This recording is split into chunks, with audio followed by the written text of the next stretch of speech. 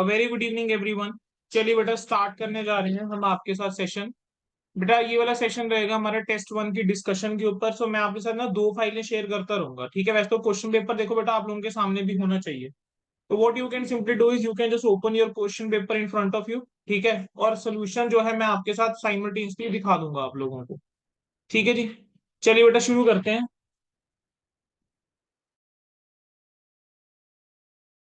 गया।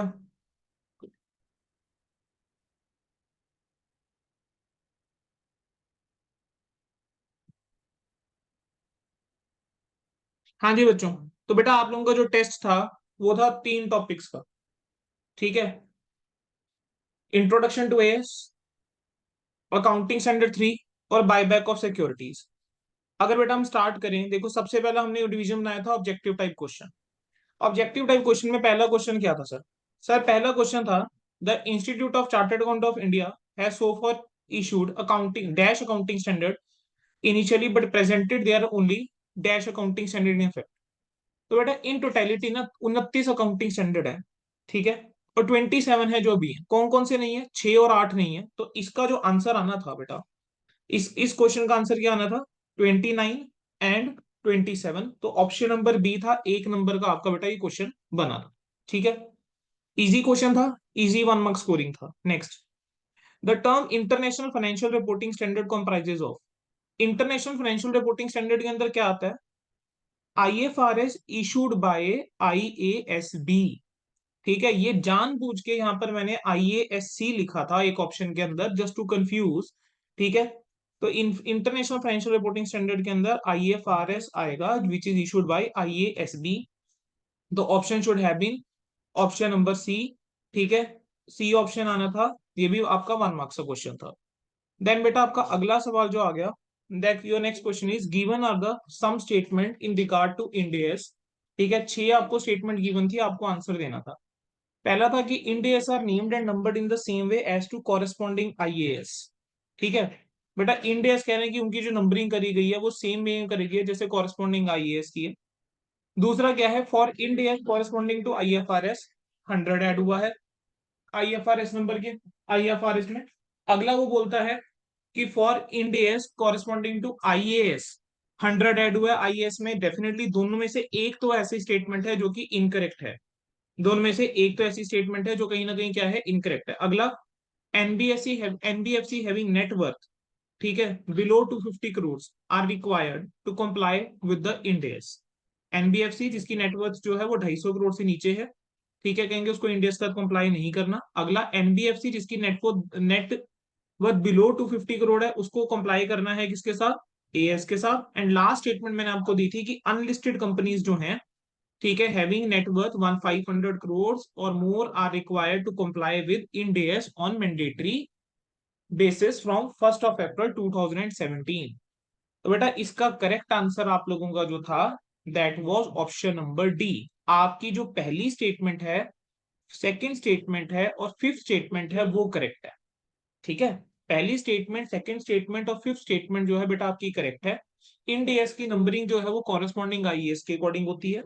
जो आपके IFRS होते हैं उसके कॉरेस्पॉन्डिंग जो इंड एस है 100 ऐड करा गया है, ठीक है। और फिफ्थ स्टेटमेंट आपकी करेक्ट है, ठीक है। जिनकी 250 करोड़ से कम है उनको एएस के साथ कंप्लाई करके चलना है।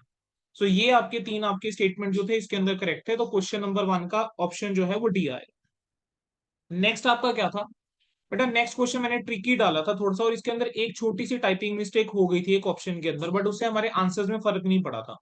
Second, first, fourth, third, sixth, ये गलती से सिक्स्थ और सिक्स्थ जो है वो दो बार आ गया था, जबकि यहाँ पर एक में फिफ्थ आना था फिर सिक्स्थ आना था, ठीक है। तो this was a typing error, but इसका कोई फर्क पड़ना नहीं था इस क्वेश्चन में, क्योंकि इस ऑप्शन का जो आंसर है that is option number B, ठीक है। That is option number B. पूछा क्या था? स्टैंडर्ड सेटिंग प्रोसीजर के अंदर कह रहे हैं कुछ एक स्टेप्स होते हैं, ठीक है। आपको ये बताना था बेटा। मुझे एक बार कंफर्म कर दो कि स्क्रीन शेयरिंग में आपके सामने कौन कौन सी स्क्रीन आ रही है? इस टाइम क्वेश्चन पेपर है क्या सर? Yes sir. अच्छा, मैं एक काम करता हूँ, मैं ना इस वाली फाइल को भी रुको फिर उसमें ओपन करता हूँ। एक की जगह पे रुको, अदरवाइज दिक्कत होगी।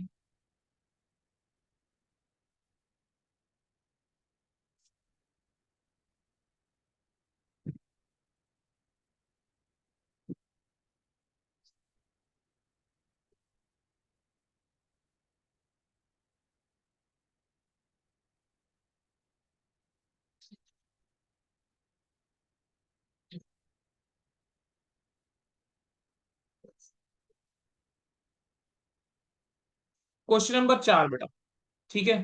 क्वेश्चन नंबर 4 पे सभी बच्चे ध्यान देंगे एक बार। क्वेश्चन नंबर 4 क्या था बेटा आपका? Standard setting procedure involve certain steps. क्या क्या स्टेप होते हैं बेटा स्टैंडर्ड सेटिंग प्रोसीजर में? तो आपकी बुक के अंदर ही बेटा एक पेज प्रॉपर दिया हुआ था जिसके अंदर स्टैंडर्ड सेटिंग प्रोसीजर जो है वो एक ऑर्डर के अंदर आपके गिवन थे। क्या क्या थे, कौन बता रहा है, कौन सा बच्चा बता रहा है मुझे? सबसे पहले क्या होता है? तो हाँ जी। स्टडी ग्रुप बनता है। सबसे पहले एरियाज आइडेंटिफाई करा जाएगा। एरिया सबसे पहले क्या आइडेंटिफाई। करा जाएगा? एरिया आइडेंटिफाई करा एरिया जाएगा। आइडेंटिफाई। एरिया आइडेंटिफाई के बाद स्टडी ग्रुप जो है वो कॉन्स्टिट्यूट करा जाता है। स्टडी ग्रुप कॉन्स्टिट्यूट करने के बाद ड्राफ्ट बनाया जाता है और उसको सर्कुलेट करा जाता है। ड्राफ्ट बनाने के बाद फिर व्यूज लिए जाते हैं। उस ड्राफ्ट के ऊपर जो भी बॉडीज रहती हैं डिफरेंट, उनके व्यूज लिए जाएंगे। डिफरेंट व्यूज लेने के बाद देन हम क्या करते हैं, एक्सपोजर ड्राफ्ट जो है वो फाइनल करते हैं। एक्सपोजर ड्राफ्ट को फाइनल करने के बाद उसको कमेंट्स के लिए कमेंट्स उसके ऊपर रिसीव करे जाते हैं। कमेंट्स रिसीव करने के बाद देन ड्राफ्ट को मॉडिफाई करा जाता है, और मॉडिफाई करने के बाद ड्राफ्ट देन हम क्या कर देते हैं, अकाउंटिंग स्टैंडर्ड जो है वो इशू कर देते हैं। तो this was option number B. ठीक है, ये आपका ऑप्शन नंबर क्या था बेटा? बी था इसके अंदर। ठीक है जी। नेक्स्ट। सर नेक्स्ट क्वेश्चन क्या था? नेक्स्ट क्वेश्चन था when a company buybacks its own securities it shall extinguish and physically destroy the securities with in 7 days. Answer है बेटा 7 दिनों के अंदर सिक्योरिटीज जो है डिस्ट्रॉय करनी होती है। क्या सर अकाउंट्स में क्वेश्चन आ सकता है? थोड़े से चांसेस कम है अकाउंट्स में। लॉ के लिए इंपॉर्टेंट थोड़ा एमसीक्यू है, लेकिन still for a safer side I have taken this into consideration. Then बेटा अगला आपका क्या था? केस स्टडी बेस एक एमसीक्यू मैंने आपको बना के दिया था। मैंने आपको एक केस स्टडी बना के दी थी जिसके अंदर एक्सक्यूज इस मी केस सर। स्टडी के बेस के। हाँ जी, हाँ जी, बोलो बेटा। सर वही आ रही है स्क्रीन अभी आपकी एडोबी वाली। अडोबली आ रही है? हाँ जी। अच्छा, यहाँ अब ठीक है बेटा?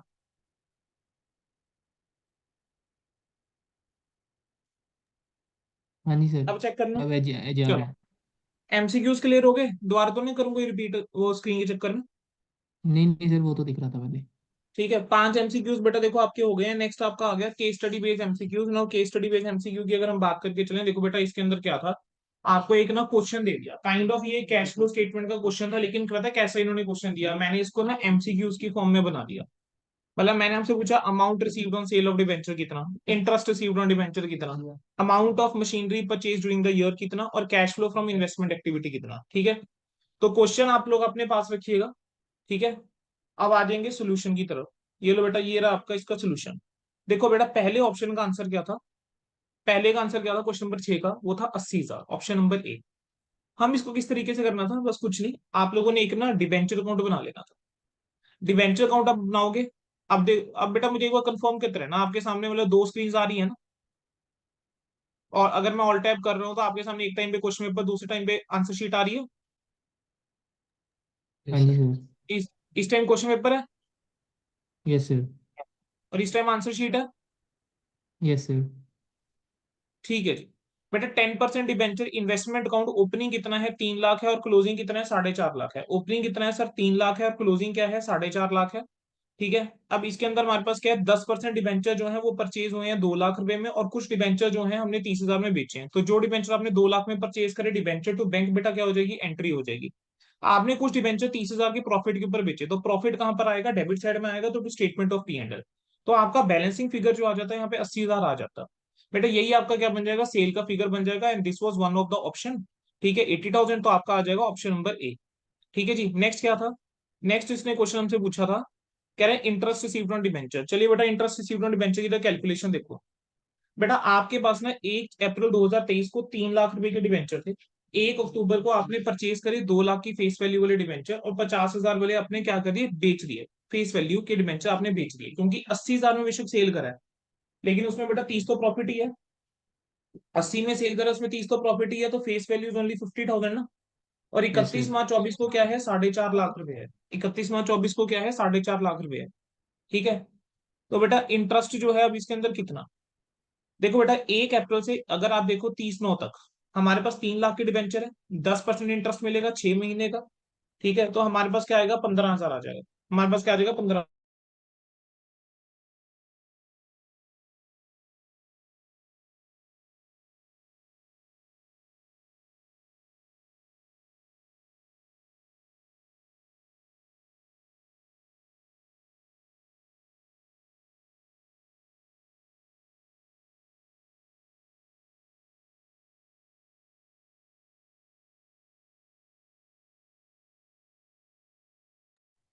1 अक्टूबर 2023 से बेटा 31 मार्च 2024 अगर आप देखो तो आपके पास कितने की डिबेंचर है यहाँ पर अब? सर तीन में दो परचेज करे 5 लाख के और 50,000 के वाले बेचे हैं तो 4.5 लाख। अब 4.5 लाख के ऊपर 10% और 6 महीने का टोटल आएगा 22,500। तो 15 और 22,500 का टोटल करोगे इतना आ जाता है 37,500 आ जाता है। तो 37,500 बेटा क्या रहेगा हमारा आंसर होना चाहिए। ठीक है, ये कौन से ऑप्शन में था? This was given in option number B. ठीक है, चलिए अगला क्वेश्चन क्या था, कह रहे हैं मशीन परचेज से अमाउंट ऑफ मशीनरी जो आपने परचेज करी है ड्यूरिंग द ईयर। अब ड्यूरिंग द ईयर बेटा कितने की मशीनरी हमने परचेज करी, इसके लिए हमने क्या करना है, मशीनरी काउंट बना लिया। सर ओपनिंग बैलेंस था 6 लाख रुपए का। ठीक है, क्वेश्चन देखेंगे साथ साथ। सर ओपनिंग बैलेंस था 6 लाख रुपए का, ये देखिए यहाँ पर दिया हुआ था ओपनिंग बैलेंस 6 लाख रुपए, क्लोजिंग था 7.5 लाख रुपए। तो आपको क्वेश्चन के अंदर बोला हुआ था कि हमने क्या करा है, the piece of a machine costing 80,000 जिसके ऊपर 30,000 की डेप्रिसिएशन है, वो 35,000 में बेचा है और डेप्रिसिएशन चार्ज करी है 70,000 रुपए की। ठीक है, तो बाय डेप्रिसिएशन 70,000। ठीक है, आपने मशीनरी बेची कितने में, by bank 35,000। By statement of profit and loss कितने में प्रॉफिट लॉस के ऊपर बेची थी उसने आपको बताया है क्वेश्चन के अंदर। सोल्ड फॉर देखो 80,000 रुपए की बेटा मशीनरी की कॉस्ट थी, 30,000 उसके ऊपर डेप्रिसिएशन अब तक प्रोवाइड कर दी थी, तो बुक वैल्यू होगी उसकी 50,000। 50,000 की चीज तुमने 35 में बेच दी तो 15,000 रुपए का नुकसान हो गया। ये 15,000 का लॉस क्या कर लिया हमने, रिकॉग्नाइज कर दिया यहाँ पर। ठीक है, ये बैलेंस ये हमने ले ही रखा है, वैल्यू गिवन थी, जो डिफरेंस आ रहा है वो आपका इस साइड आ गया, ये आपका डिफरेंस आया बैलेंसिंग फिगर 270, ये 270 आपका कहाँ चला जाएगा बेटा, ऑप्शन सी। क्लियर है? अगला यस क्वेश्चन, सर। अगला क्वेश्चन आपका क्या था कि इन्वेस्टिंग एक्टिविटी से कितना आउटफ्लो है बेटा, आपकी स्क्रीन के ऊपर है जो है, देखो आपने डिबेंचर्स बेचे थे, डिबेंचर्स बेच के 80,000 रुपये आया था। आपने डिबेंचर्स परचेज करे थे 2 लाख के, वो आ गया। आपको डिबेंचर्स के ऊपर इंटरेस्ट कितना मिला था, 37,500 का। अब जिस बच्चे का ये 37,500 गलत है बेटा उसको ऑटोमेटिकली आंसर सही नहीं आएगा। ठीक है, या जिस बच्चे का ये वाला अमाउंट गलत है कि proceed from sale of debenture, उसको ऑटोमेटिकली गलत होगा। तो कनेक्टिविटी ऐसे बैठती है बेटा इस क्वेश्चन में। फिर उसको आपको ना क्वेश्चन के अंदर एक चीज गिवन थी, क्या गिवन था कि एक लैंड के बारे में उसने कुछ बताया था, that piece of the land was purchase out of the surplus for investment, investment के लिए आपने एक लैंड खरीदी थी और 45,000 क्वार्टर पर क्वार्टर रेंट आपको मिला। तो 45,000 इंटू 4 कितना रेंट जो है वो रिसीव मिला है लैंड के ऊपर। ठीक है, तो ये रेंट आपका इन्वेस्टमेंट एक्टिविटी के अंदर कैश इनफ्लो आएगा। देन बेटा उसके बाद मैंने लिखा है डिविडेंड, डिविडेंड के ऊपर हो गएंगे, डिविडेंड जो मिला है टीसीएस लिमिटेड के ऊपर 10% का मिला है। एक बार शेयर्स पे जाके देखिए, 7.5 लाख रुपए के शेयर हैं, 7.5 लाख रुपए का 10% कितना, 75,000 रुपए डिविडेंड मिला होगा। आपने फिर क्वेश्चन के अंदर आपको पेटेंट ध्यान दीजिए, 4.5 लाख रुपए की बेटा ओपनिंग बैलेंस है, क्लोजिंग जो है वो 3 लाख रुपए का है। पेटेंट कह रहे हैं return of to the extent of 120, अगर एक 20 के पेटेंट हमने बेच दिए तो 3 30 बच गया। अब कह रहे हैं कुछ पेटेंट पेटेंट हमने प्रॉफिट्स के ऊपर बेचे हैं 40,000 रुपए के, तो मुझे पेटेंट का अकाउंट बनाना पड़ेगा एज अ वर्किंग नोट, तभी इस क्वेश्चन को हम कर पाएंगे, अदरवाइज नहीं कर पाएंगे। तो पेटेंट का हमने अकाउंट बना लिया एज अ वर्किंग नोट, हमने कहा ओपनिंग बैलेंस 4.5 लाख है, क्लोजिंग बैलेंस 3 लाख रुपए का है, एक भी इसका आपने राइट ऑफ करा है और आपने क्या करा है, कुछ एक पेटेंट जो है वो बेचे थे। ठीक है, तो आपने कितने के पेटेंट बेचे थे देखिए जरा। सर पेटेंट आपने बेचे थे 40,000 के प्रॉफिट के ऊपर, तो 40,000 का गेन यहाँ पर लिख लिया। तो डिफरेंस आया वो 70,000 रुपये आपका, ये आ गया कि इतने का पेटेंट आपने सेल करा। अब ये जो 70,000 आया है पेटेंट सोल्ड, ठीक है, proceeds from sale of patents, वो ये आ गया। गुडविल परचेज माइनस कर दी। ठीक है, गुडविल जो है हमने क्या कर दिया, माइनस कर दिया जो हमने परचेज करा था। अब गुडविल परचेज कैसे आया सर, ध्यान देंगे। सर 2.5 लाख रुपए की गुडविल थी, ओपनिंग क्लोजिंग है 4 लाख रुपए, तो ऑब्वियस आपने गुडविल जो है वो खरीदी होगी। तो बेटा 1.5 लाख रुपए की आपकी गुडविल जो है वो आपकी गुडविल परचेज आ गई।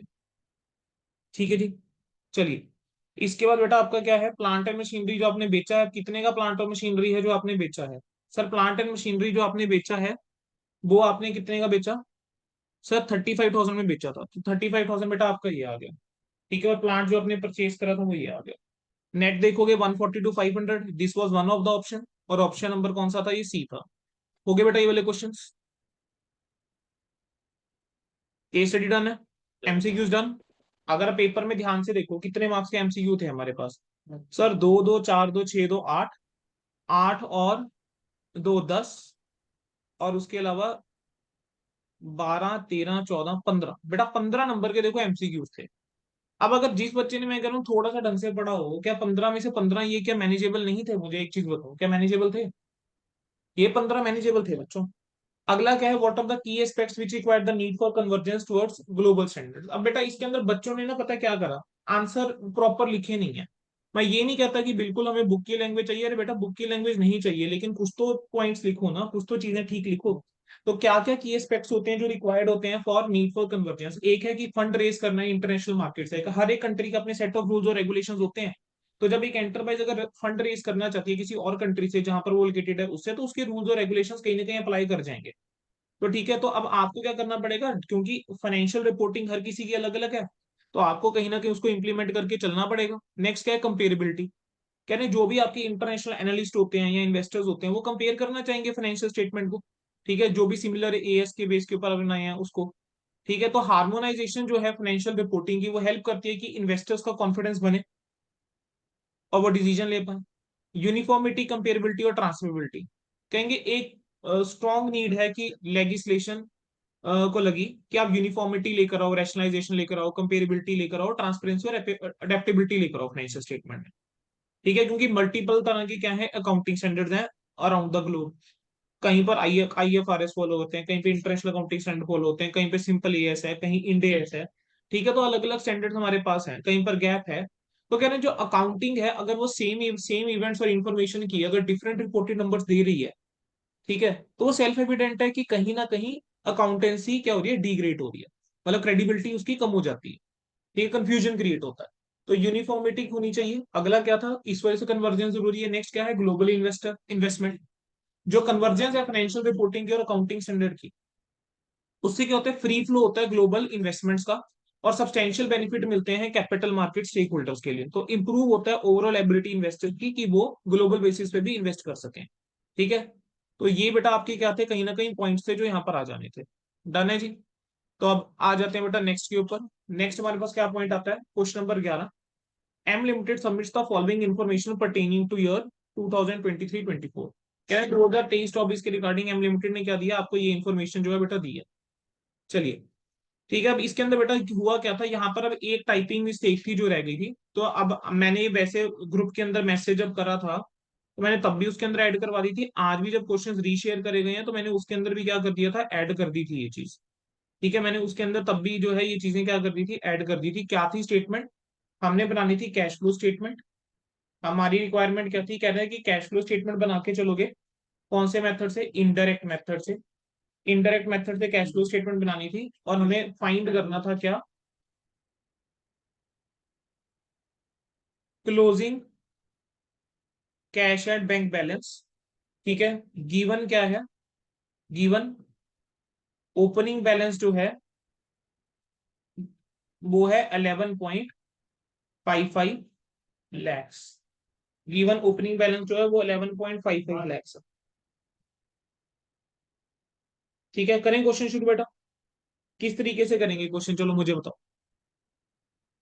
बस बेटा एक एक करके चीजों को आपने पढ़ते जाना है एंड वी विल स्टार्ट। पहली बात तो मुझे यहाँ पर कैश फ्लो स्टेटमेंट बनाकर चलनी है।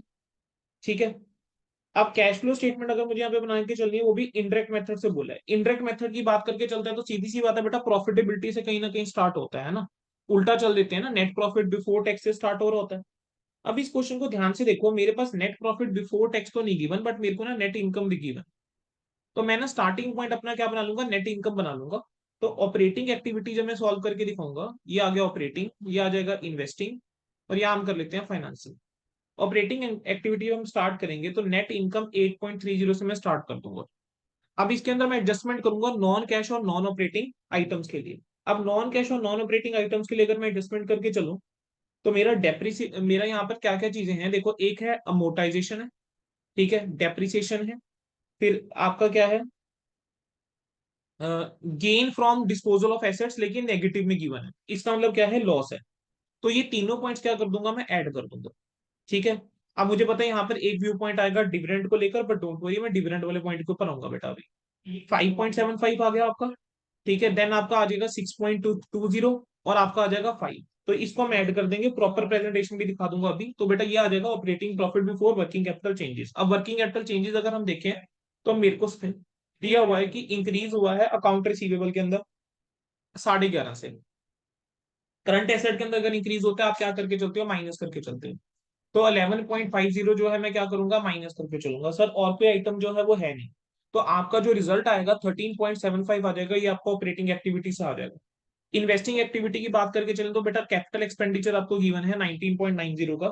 ठीक है, उसके अलावा एसेट बेचने से 11.7 आए हैं, तो 11.7 और दूसरी तरफ 19.90 जो है वो लेस करेंगे।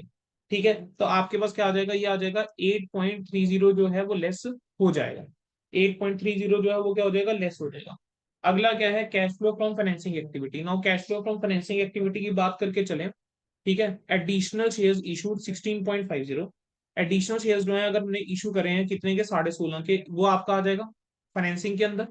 ठीक है, देन आपने जो डिविडेंड डिक्लेयर करा है, ठीक है, अब मान के चल रहे हैं डिविडेंड अगर हमने ये पे करा है, दैट 10.50 उस केस में माइनस हो जाएगा।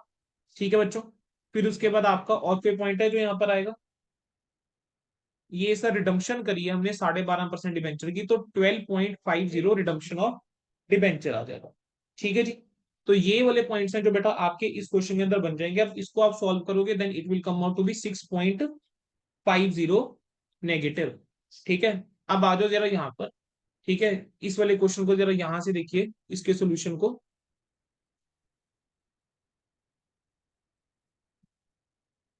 ये देखो बच्चों, 8.30 net income, depreciation amortisation loss हमने ऐड कर लिया, operating profit before working capital changes, increase in account receivable less कर देंगे, net cash flow from operating activity आ जाएगा। Now cash flow from investing activity, उसके अंदर आपका क्या था, दो तो आइटम जो मैंने डिस्कस करी वो आई आपकी, देन आपका फाइनेंसिंग एक्टिविटी आया।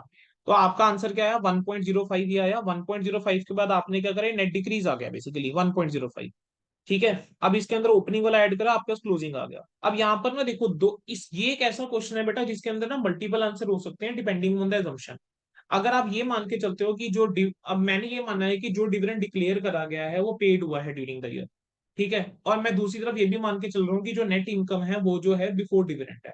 अगर बाय एनी चांस कोई बच्चा ऐसा मान लेता है कि नहीं नेट इनकम जो है वो तो आफ्टर डिविडेंड है, तो डेफिनेटली व्यू पॉइंट जो है वो चेंज हो जाता है।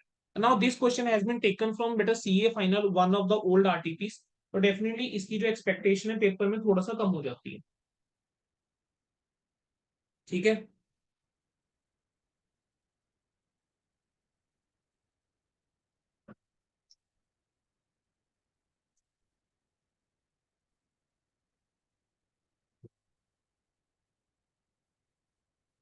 डन बच्चों।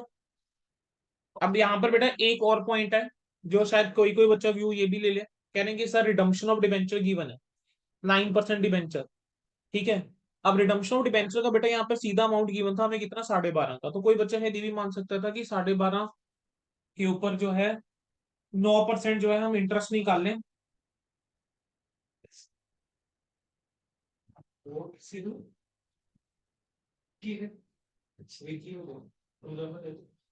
तो बेटा 9.5% आप, सॉरी 9% आप निकाल लो 12.5 के ऊपर। ठीक है, वो करने को करा जा सकता है, बट पॉइंट इज कि यहाँ पर मुझे उसने सीधा बोला है रिडम्पशन ऑफ 9% डिबेंचर। अब मुझे पॉइंट नहीं पता कि रिडम्पशन जो है वो किस पॉइंट पे करी गई है। अगर वो ओपनिंग के टाइम पे कर दी गई है तो डेफिनेटली बेटा उसके ऊपर इंटरेस्ट का एलिमेंट नहीं आएगा। लेकिन अगर वो at the end of year करी गई है तो उसमें इंटरेस्ट का एलिमेंट भी आ रहा होगा, है ना। तो यहाँ पर अगेन एजम्पशन की वजह से आंसर चेंज हो जाता है। तो मैं आज की सिचुएशन में बात करके चलूं तो अगर इंस्टीट्यूट इस टाइप का कोई क्वेश्चन पूछेगा definitely they will be giving some clarity. जिन पॉइंट्स को लेकर कंफ्यूजन है वहां पर इंस्टीट्यूट कहीं ना कहीं कुछ क्लैरिटी आपको देकर चलेगा। ठीक है जी, चलो बेटा अगला क्वेश्चन अब आ जाता है। बेटा a company provides the following two possible capital structure. देखो बेटा 60 लाख इक्विटी शेयर कैपिटल था दोनों में, जनरल रिजर्व दोनों में 24 था, सिक्योरिटी प्रीमियम दोनों में 12 था, पी एंड एल भी सेम था, स्टैट्यूटरी भी सेम था। फर्क किस चीज का था सर फर्क था सिर्फ इस चीज का, लोन फंड्स बेटा एक के अंदर 50 लाख, दूसरे में 2 करोड़ 40 लाख। कंपनी बायबैक करना चाहती 30 पर equity share. You are required to calculate, कह रहे हैं मैक्सिमम बताओ permissible number of equity shares कितने हैं जो बॉट बैक करे जा सकते हैं, और रिक्वायर्ड है कि आपको जर्नल एंट्री पास करके चलनी है। ठीक है, तो आइए बेटा इसको क्वेश्चन को किस तरीके से करना था। ठीक है, बायबैक प्राइस कितना है, sir buyback price is 30। Buyback price कितना है, बायबैक का जो प्राइस है बेटा दैट इज 30 रुपीज। ठीक है, ये आपको गिवन था। मैं टेस्ट परफॉर्म करूंगा। पहला टेस्ट हमने कौन सा परफॉर्म करा, शेयर आउटस्टैंडिंग टेस्ट। बेटा अब शेयर आउटस्टैंडिंग टेस्ट हमारे पास नंबर ऑफ शेयर्स कितने थे, सर 10 रुपए का एक शेयर है, अगर 60 लाख की कैपिटल है तो 60 लाख डिवाइड बाय 10 करूंगा तो 6 लाख शेयर आ गए टोटल। अब 6 लाख का 25% जो है वो हमारा क्या आ जाएगा, शेयर आउटस्टैंडिंग टेस्ट के थ्रू आ जाएगा। रिसोर्स टेस्ट परफॉर्म करेंगे। रिसोर्स टेस्ट के अंदर हम कह रहे हैं कि कितने मैक्सिमम रिसोर्सेज हैं जो आपके होने चाहिए, कह रहे हैं maximum resources, maximum outflow of resources जो है can not be greater than, किससे ज्यादा नहीं हो सकता, 25% of the paid up capital और फ्री रिजर्व से ज्यादा नहीं हो सकता। ट्रेडर कैपिटल कितने का है? 60 लाख का है। फ्री रिजर्व जो है वो 24 लाख, 12 लाख और 42 लाख है। ठीक है, तो टोटल आपके पास ये अमाउंट आ जाता है। ठीक है, सिक्योरिटी प्रीमियम जो है वो फ्री रिजर्व हो जाता है for the purpose of buyback. तो मैं 60 लाख के अंदर बेटा से ये भी चीजें ऐड कर दूंगा। अब ये मेरा मैक्सिमम अमाउंट है, इसका 25% जो आउटफ्लो हो सकता है। मैंने 25% निकाला इस चीज का। इसको 30 से डिवाइड करोगे क्योंकि नंबर ऑफ शेयर आपके उतने हैं, तो 83,500 आपके पास क्या आ जाएंगे बेटा? शेयर आ जाएंगे। अगला टेस्ट परफॉर्म करना है, debt equity test, debt equity test. बेटा अब जो पहले दो टेस्ट है ना, दैट आर कॉमन टेस्ट। वो आपको चाहे आपका जो भी वैल्यू था, आपके दोनों ही केस के अंदर सेम ही वैल्यू से परफॉर्म होने थे। अब आपका आ जाता है डेट इक्विटी रेशियो टेस्ट। और डेट इक्विटी रेशियो टेस्ट क्या है कि बिफोर बायबैक इक्विटी कितनी है? इतनी की इक्विटी है बेटा। अगर मेरे लोन फंड्स जो हैं 50 लाख है, दूसरा लोन फंड 2 करोड़ 40 लाख है, तो डेट इक्विटी रेशियो यही बोलता है ना कि मतलब 2:1 वाली अपना एक रेशियो सी बना के चलते हैं ना। तो टारगेट इक्विटी कितनी होनी चाहिए? ठीक है, टारगेट इक्विटी क्या है? That is the minimum equity जो हमें मेंटेन करके चलनी है।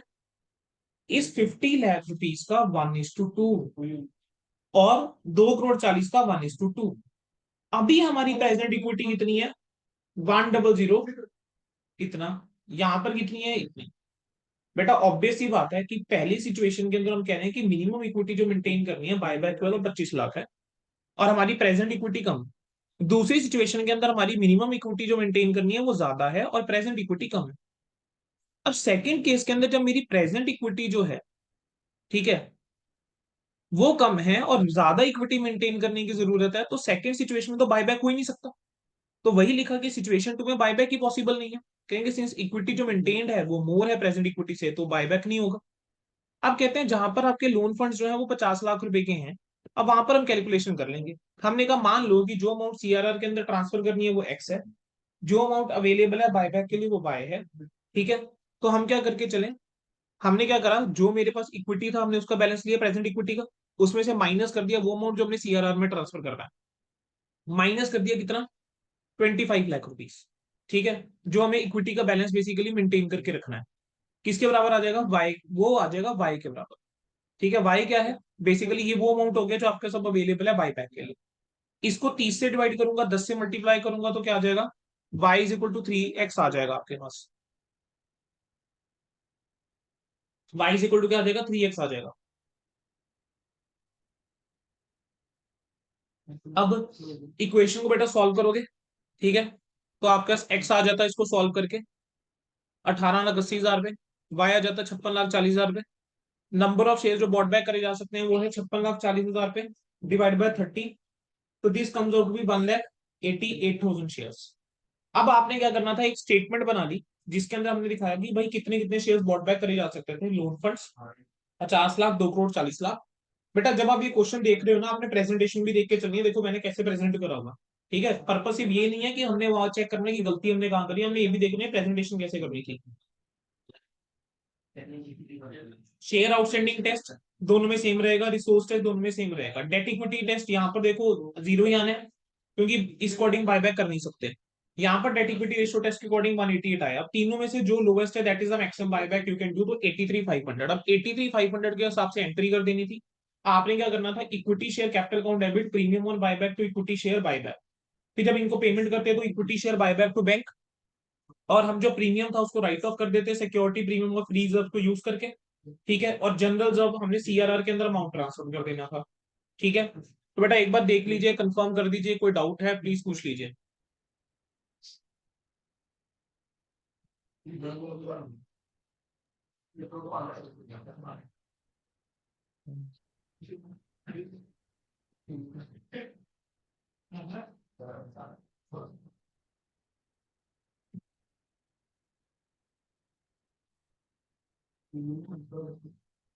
ठीक है, okay sir, done.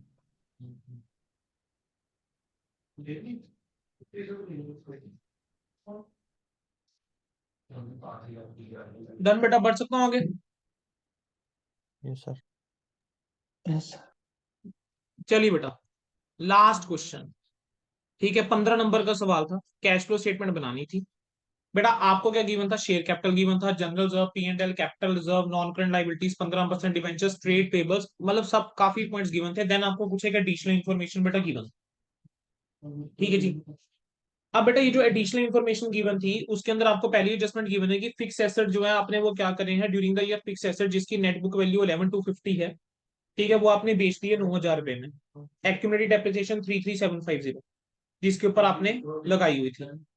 During the year आपने इन्वेस्टमेंट बेची है और इन्वेस्टमेंट 90,000 रुपए की परचेज भी करी है, और कह रहे हैं जो आपने प्रॉफिट हुआ सेल के ऊपर उसको सीआर के अंदर आपने क्रेडिट करा है। क्वेश्चन के अंदर देखो आपको कैपिटल रिजर्व गिवन है 11,250 रुपए का, यानी ये जो 11,250 आया है ये क्या होगा, मेरा प्रॉफिट होगा सेल ऑफ इन्वेस्टमेंट पे। डिबेंचर्स जो है रिडीम करे हैं 10% प्रीमियम के ऊपर।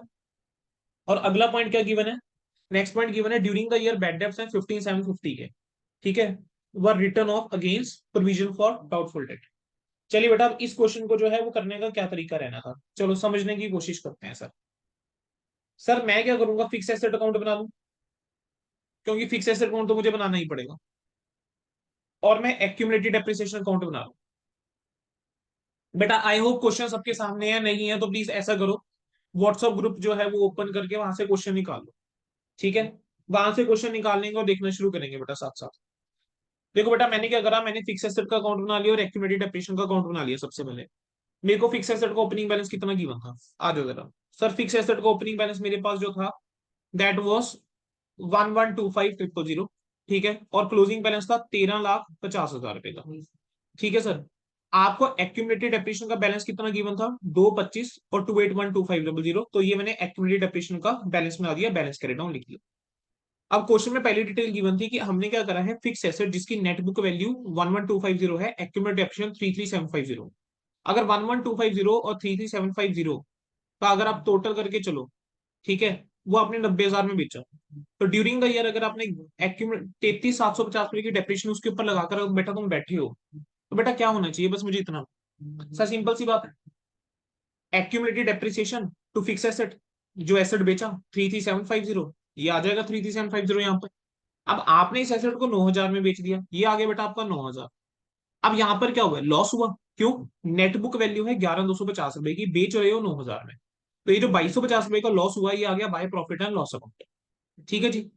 अब उसके अलावा क्वेश्चन के अंदर क्या और कोई इन्फॉर्मेशन थी, सर क्वेश्चन में और कोई इन्फॉर्मेशन नहीं थी, जो आपका डिफरेंस आ रहा है ये डिफरेंस आपका और कुछ नहीं, ये आपका क्या बन गया, बैलेंसिंग फिगर बन गया परचेज, ठीक है।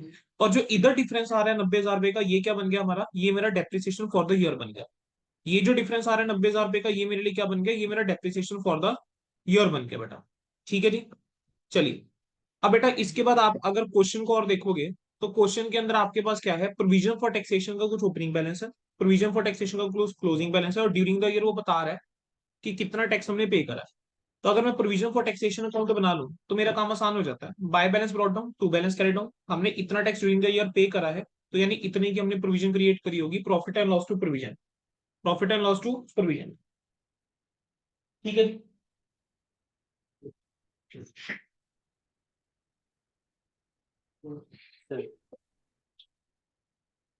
चलो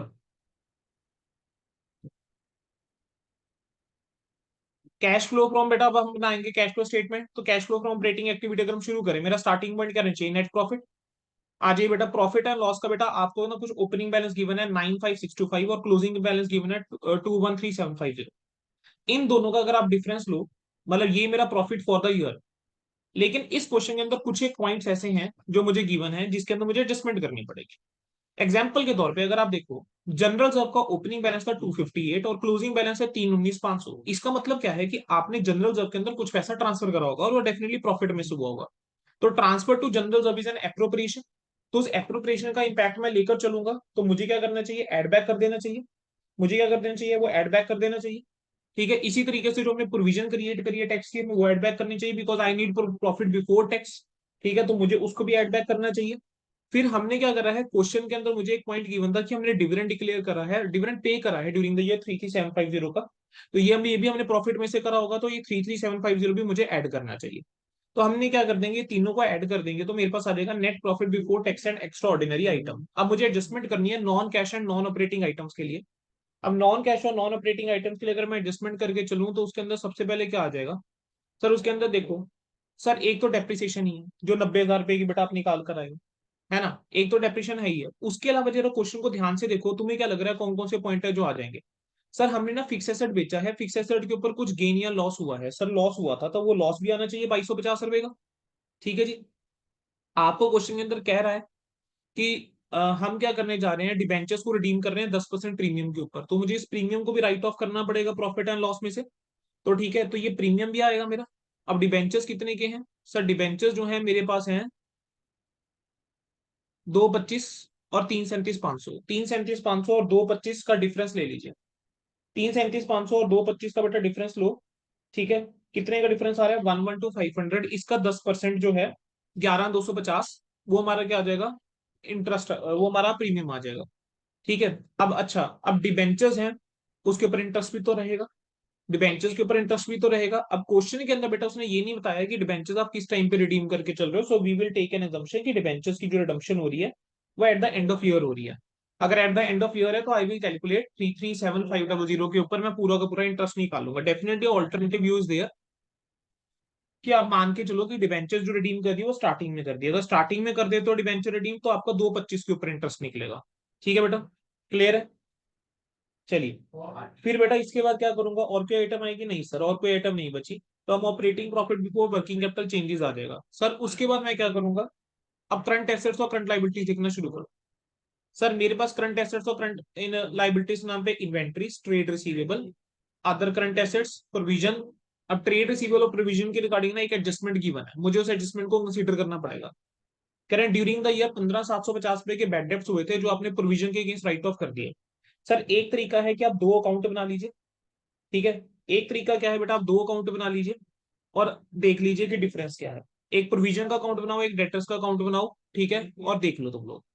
सेकंड ऑल्टरनेटिव जो मैंने करा, थोड़ा सा शॉर्टकट मारा, क्या शॉर्टकट मारा, मैंने कहा देखो क्लोजिंग बैलेंस जो है वो 4,05,000 का है, 4,05,000 में से क्लोजिंग प्रोविजन जो है माइनस करूं तो नेट मेरे पास डेटर्स कितने के हैं। सिमिलरली यहाँ पर मेरे पास नेट डेटर्स या ट्रेड रिसीवेबल कितने के हैं, 343,125 में से माइनस कर दिया 45,000, तो मेरा जो नेट इंक्रीज हो रहा है बेटा वो हो रहा है 50,625 रुपए का। अगर आप ऑल्टरनेटिव मैनर में भी चलोगे ना, जो एडजस्टमेंट वाले तरीके से भी चलोगे, तब भी बेटा 50,625 ही आएगा, तब भी 50,625 ही आने वाला है। क्योंकि जब आपके जो बैड डेब्ट्स हुए हैं, अगर आपने राइट ऑफ करें अगेंस्ट प्रोविजन, तो बेसिकली क्या करा होगा, देखो आपने एंट्री करी होगी bad debts account debit to provision for doubtful debts. ठीक है, bad debts to provision for doubtful debt, ये आपने एंट्री करी होगी कहीं। उसके बाद आपने क्या करा होगा, सर उसके बाद आपने क्या करा, provision account debit to bad डेब्ट account debit to debtor, sorry आपने एंट्री करी होगी पहली। अगली एंट्री आपने करी होगी प्रोविजन फॉर डाउटफुल डेट, ठीक है, to bad debts, to bad debts. तो कहीं ना कहीं आपने प्रॉफिट एंड लॉस तो यूज ही नहीं करा ना, profit and loss to bad debts करा ही नहीं। तो इस वजह से हम जब ऊपर आइटम्स लेकर चल रहे होते हैं non cash and non operating, वहां पर मैं बैड डेब्ट्स नहीं लेकर चलूंगा, बैड डेब्ट रिटर्न ऑफ वहां मैं नहीं लेकर चलूंगा। ठीक है, बट मैंने अल्टीमेटली इसका इंपैक्ट ले लिया, मैंने दोनों का डिफरेंस लेके निकाल रही, तो दिस 15, 17, 50 जो है, इसका मेरे आंसर के ऊपर कोई बहुत ज्यादा डिफरेंस नहीं पड़ेगा यहाँ पर। ठीक है, चलो इसके बाद बेटा अगर मैं आगे बढ़ूं, अब मेरे पास क्या है, और कौन सी आइटम है, इसी तरीके से लाइबिलिटीज में बेटा ट्रेड पेबल्स है। ठीक है, ट्रेड पेबल्स का भी हम इम्पैक्ट ले लेंगे। और क्या था, एक प्रीपेड, ट्रेड पेबल्स का इम्पैक्ट ले लो, इन्वेंट्रीज हो गई, ट्रेड पेबल्स हो गए, ट्रेड रिसीवेबल हो गए। ठीक है, तो ये सारे के सारे आपके आइटम्स आ गए। और कोई तो नहीं है बेटा खर्चा, एक बार चेक कर लो, सर प्रीपेड एक्सपेंसेस हैं, तो ये इसका भी इम्पैक्ट ले लेंगे। चलिए एक बार सोल्यूशन देखते हैं पहले यहाँ तक। सर यहाँ तक हो गया था 281250 तक। Sir depreciation non cash adjustment, interest on debenture हमने कैलकुलेट करा पूरे साल का, loss on sale of fix asset 2250 हमने निकाला था, प्रीमियम आया। ठीक है ना, operating profit before working capital changes. ठीक है, अब हमें पता है कि डिक्रीजिंग करंट एसेट्स ऐड होगा, इंक्रीजिंग करंट लाइबिलिटीज ऐड होगा। हमारी लाइबिलिटीज जो है ट्रेड पेबल्स इंक्रीज हो रहे थे 13,500 से हमने ऐड कर दिए, करंट एसेट्स जो है हमारे जो इंक्रीज हो रहे थे, इन्वेंट्री, ट्रेड रिसीवेबल और प्रीपेड एक्सपेंसेस, हमने बेटा वो वैल्यूज ले ली। ठीक है, आपके पास आ जाएगा कैश जनरेटेड फ्रॉम ऑपरेशंस, इसमें से इनकम टैक्स पेड माइनस करूंगा, क्या आएगा, net cash flow from operating activity. फिर आ जाओ, अब खत्म हो गया ये आपका। अब आ जाओ इन्वेस्टिंग एक्टिविटी के ऊपर। इन्वेस्टिंग एक्टिविटी तो बड़ी आसान है, इन्वेस्टिंग एक्टिविटी के अंदर करना क्या है, जो इन्वेस्टिंग एक्टिविटी से रिलेटेड उनको उठाना शुरू करो। सर एक आपके पास देखो टेंजिबल फिक्स एसेट है, एक आपके पास नॉन करंट इन्वेस्टमेंट्स है, मेनली तो देखो यही दोनों चीजें हैं। अब फिक्स एसेट्स के बारे में कुछ बोला हुआ था क्या, सर आपने कुछ एक फिक्स एसेट बेचे थे, और कितने में बेचे थे? 9,000 में बेचे थे, क्वेश्चन में बताया था। फिर आपने कुछ इन्वेस्टमेंट भी बेची थी, इन्वेस्टमेंट बेच के ऊपर आपने कहा था इन्वेस्टमेंट कॉस्टिंग 90,000 पर सोल्ड, 90,000 की इन्वेस्टमेंट हमने बेची, जिसके प्रॉफिट को हमने कैपिटल रिजर्व में ट्रांसफर किया था। तो 90,000 के अंदर अब कैपिटल रिजर्व में तुमने ट्रांसफर किया था 11,250, तो 11,250 में ऐड कर दूं, तो ये मेरा proceeds from sale of investment है। अब जो आपने इन्वेस्टमेंट खरीदी है 90,000 रुपए की, वो आ जाएगी, तो 90,000 में माइनस कर दूंगा। ठीक है, फिर उसके बाद आ जाएगा परचेज ऑफ फिक्स एसेट्स का, आपका आपने जो खरीदे थे वो आप माइनस करोगे, क्योंकि वो बैलेंसिंग फिगर आया था। तो आपकी बेटा ये चार वैल्यूज आ जाएंगी, बस सिंपल था। 249750 आ जाना था नेट में। आप फाइनेंसिंग एक्टिविटी देख लीजिए बेटा, शेयर्स जो है बेटा आपके ओपनिंग अलग थे, क्लोजिंग अलग थे, यानी during the year shares issue करे गए हैं, तो ये जो शेयर्स इशू करे वो आ गए। आपने डिबेंचर्स रिडीम करे थे 11250 के 10% प्रीमियम पे, वो अमाउंट आ गया। इंटरेस्ट ऑन डिबेंचर्स आपने पे करा होगा, और डिविडेंड आपने पे करा, तो आपका आ गया बेटा net cash using financing activity, आपके पास ये आ गई। टोटल करोगे ये जीरो आ रहा था, कैश और कैश इक्विवेलेंट बिगिनिंग में भी जीरो था, एंड में भी जीरो हो गया। ठीक है, तो कहीं ना कहीं इस वाले क्वेश्चन के अंदर अगर आपका कुछ बैलेंस आता, नेट इंक्रीज या डिक्रीज आता, मीन क्वेश्चन आपने गलत करा है। अब यहाँ पर देखो फर्क क्यों नहीं पड़ता, अगर जैसे इंटरेस्ट है, अगर कोई बच्चा ये मान ले कि इंटरेस्ट ऑन डिबेंचर हम तो क्लोजिंग वाले पे निकाल रहे हैं, तब भी उसका आंसर सेम आएगा, क्योंकि उतना ही इंपैक्ट ऑपरेटिंग में, उतना ही इंपैक्ट फाइनेंसिंग के अंदर आएगा। ठीक है, तो बेटा दिस वाज इट, जो आपका टेस्ट नंबर 1 था। इतना कोई डिफिकल्ट नहीं था टेस्ट। ठीक है, मैनेजेबल टेस्ट था, डेफिनेटली स्पीड एक टेस्ट करी गई थी, लेकिन मैनेजेबल टेस्ट था। अब अगर ध्यान दोगे बेटा आप इसको, इस पूरे कंटेक्स्ट में आप ध्यान देके चलेंगे, तो बेटा देखो मार्किंग स्कीम रहती है। मैं आपको कह रहा हूँ कि स्टेप मार्किंग रहती है। मैं आपको एक एक क्वेश्चन के अंदर करके दिखाता हूँ। जैसे ये वाला जो क्वेश्चन है, अगर एग्जामिनर इस वाले क्वेश्चन को चेक कर रहा है ना, वो वर्किंग नोट्स देखेगा, लेकिन वर्किंग नोट्स के कुछ ना एक्स्ट्रा मार्क्स वो शायद नहीं देगा। पता क्यों? क्योंकि उसके लिए जो रेलेवेंट है ना, पता कौन सी फिगर्स है, मैं हाईलाइट करके दिखाता हूँ तुम लोगों को। वो सबसे पहले देखेगा कि net profit before tax and extra ordinary item तुम्हारा ये आ रहा है या नहीं आ रहा। वो ये फिगर चेक करेगा, ये 118125 तुमने सही निकाला या नहीं निकाला, अगर रेड कलर से करता हूं मैं। ठीक है, वो ये चेक करेगा, वो ये चेक करेगा। उसके बाद वो चेक करेगा operating profit before working capital changes, इसके मार्क्स देगा। देन वो चेक करेगा कैश जनरेटेड फ्रॉम ऑपरेशन, इसके मार्क्स देगा। फिर वो चेक करेगा net cash flow from operating activity, इसके मार्क्स देगा। तो बेटा स्टेप्स होते हैं। अगर आप ये नहीं लिख रहे हो, कैश जनरेटेड फ्रॉम ऑपरेशन या वर्डिंग्स नहीं लिख रहे हो, तो कहीं ना कहीं गड़बड़ हो जाएगी, क्योंकि उसको ढूंढना पड़ेगा ये कहां पर है। ठीक है, वो ये चेक करेगा, अगर आपका ये सही है मार्क्स आपको मिलेंगे। इन्वेस्टिंग एक्टिविटी अगेन इस सेम मैनर में, बस वो ये चेक करेगा कि ये सही है नहीं है। डेफिनेटली ये भी इंटरनली भी चेक होगा, बट वो सबसे पहले एग्जामिनर इसके ऊपर नजर डाले। सिमिलरली फाइनेंसिंग एक्टिविटी में वो आपका ये चेक करेगा और इसके मार्क्स देखेगा कि यार ये ठीक है या नहीं है। This is how he will evaluate and he will give the marks. ठीक है, अब आ जाते हैं एक बार जैसे पिछले क्वेश्चन की अगर मैं बात करके चलूं, पिछला क्वेश्चन कितने मार्क्स का दिया था मैंने आप लोगों को? पिछला क्वेश्चन मैंने शायद आपको 15 मार्क्स का दिया, 15 मार्क्स का, राइट। अभी 15 मार्क्स का क्वेश्चन है ना, तो मैं आपको बताता हूँ इसके अंदर जनरल एंट्री से 5 नंबर की टोटल जनरल एंट्री कितनी हो रही है? 1 2 3 4, 4 जनरल एंट्रीज हैं। इन 4 जनरल एंट्रीज के 5 नंबर होंगे, या मैक्सिमम 6 नंबर होंगे। बाकी जो 9 नंबर है ना, ये ऊपर वाली कहानी के हैं, जिसमें से सबसे ज्यादा number debt equity ratio test के हैं। मतलब ये लगा लो कल्ले 15, इस 15 में से कल्ले 5 number debt equity ratio test के होंगे शायद से। अब ये वो वेटेज क्या रहती है, दैट विल वेरी। ठीक है, बट मेरी ओपिनियन में 5 नंबर, अगर 15 नंबर का सवाल है तो डेफिनेटली 5 नंबर सिर्फ डेट इक्विटी रेशियो टेस्ट के होंगे। ठीक है, सिमिलरली बेटा हर एक क्वेश्चन के अंदर है। अब ये जो क्वेश्चन दिया था आप लोगों को, ये थ्योरी वाला, तो इसके अंदर एग्जामिनर चेक करेगा तुमने पॉइंट्स ठीक लिखे नहीं लिखे, कुछ उसको कीवर्ड नहीं मिल रहे हैं, नहीं मिल रहे। It is not necessary that you have to replicate this paragraph, अरे रेप्लीकेट करना पॉसिबल भी नहीं है, बट क्या सेम सेंस निकल रही है? क्या सेम सेंस में एक्सप्लेन कर पा रहे हो जो वो चाह रहे हैं?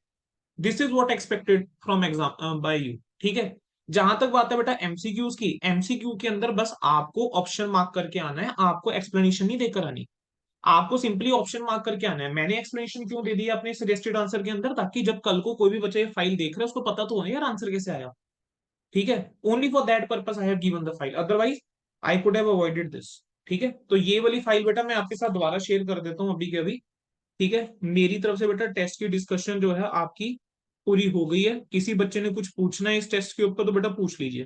बेटा जैसे आज हमने ये वाला टेस्ट जो है वो डिस्कस करा है, ठीक है, वैसे ही सिमिलर मैनर में जो है we will be discussing remaining test. बाकी टेस्ट का भी मैं इसी तरीके से क्या करता रहूंगा आपके साथ जो है, एक टाइम फिक्स करके। ठीक है, हम क्या करते रहेंगे, रिवीजन वाला जो ग्रुप सा बनाया है उसके अंदर हम टाइम सा फिक्स करके, हम यहाँ अपने इंटरनल ग्रुप के अंदर, वो B1 वाले ग्रुप के अंदर हम टाइम फिक्स करके हम इसको डिस्कस कर लिया करेंगे। ठीक है जी।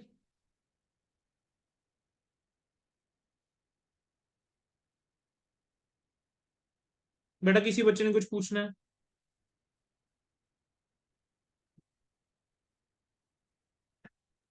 No,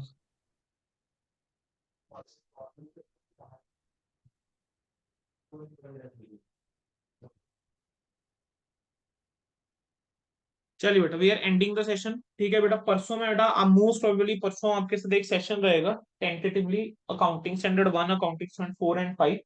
मैं आपको कल जो है एक बार कंफर्मेशन दे दूंगा। ठीक है, तो परसों हमारा एक सेशन हो रहा है बेटा। ठीक है जी। चलो बेटा, class is over. okay, sir. ठीक है, अपना पढ़िए आराम से। And I will share whatever topics we have to cover, उसके मैं क्वेश्चंस आपके साथ अभी शेयर कर दूंगा बाय एंड ऑफ डे, या मैक्सिमम कल। कल में आपको उसके क्वेश्चंस आ जाएंगे बेटा। ठीक है, चलो ending the session. Thank you so much.